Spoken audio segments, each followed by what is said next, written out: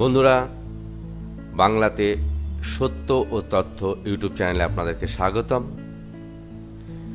যে কারণে দেওয়া হয় না গণিতে নোবেল পুরস্কার, যা আসুন জেনে নিই। অনেক বিষয়ে নোবেল দেওয়া হয়ে থাকলেও গণিতে নোবেল দেওয়া হয় না। এর কারণ হিসাবে মনে করা হয় আলফ্রেড নোবেল বিজ্ঞানের ব্যবহারিক দিকটার প্রতি বেশি আগ্রহী ছিলেন বলে এমনটি হয়েছে। সেই দিক দিয়ে চিন্তা করলে পদার্থবিদ্যা, রসায়ন ও জীববিদ্যায় অনেক প্রায়োগিক দিক রয়েছে যা কিন্তু গণিতে নেই। গণিত সম্পর্কে অনেকের ধারণা এটি একটি তাত্ত্বিক বিষয়।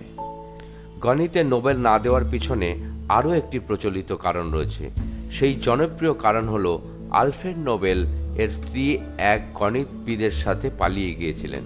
কিন্তু কথাটা পুরোপুরি মিথ্যা, কারণ আলফ্রেড নোবেল অবিবাহিত ছিলেন। আসলে তার শেষ ইচ্ছার মধ্যে গণিতবিদ্যা ছিল না, কারণ মনে হয় তিনি ভুলে গিয়েছেন।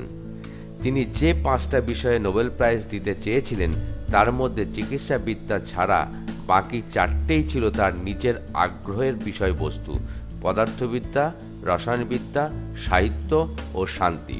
অর্থাৎ 5টা বিষয়ে নোবেল দেওয়া হয়ে থাকে: চিকিৎসাবিদ্যা, পদার্থবিদ্যা, রসায়নবিদ্যা, সাহিত্য এবং শান্তি। নোবেল কমিটি অবশ্য পরে 1969 সালে অর্থনীতি যোগ করে, আর সেই কারণে অনেকেই আশা করছেন আগামী দিনে 7ম বিষয় হিসাবে যোগ হতে পারে এই গণিত। সেই বিষয়টা কি আদৌ গণিত হবে, নাকি সেই বিষয়টা কি হবে সেটার কল্পনা এখনও রয়েছে। তবে মনে করা হচ্ছে সেটা গণিত না হয়ে কম্পিউটার সায়েন্স হতে পারে, যা কিনা ফলিত গণিতবিদ্যার সঙ্গে সম্পর্ক রয়েছে। বন্ধুরা, এই তথ্য যদি আপনাদের ভালো লেগে থাকে অবশ্যই আমাদের ভিডিওটি লাইক শেয়ার করবেন, এটা আমরা আশা রাখি। ধন্যবাদ বন্ধু, আবার একবার আপনাদেরকে।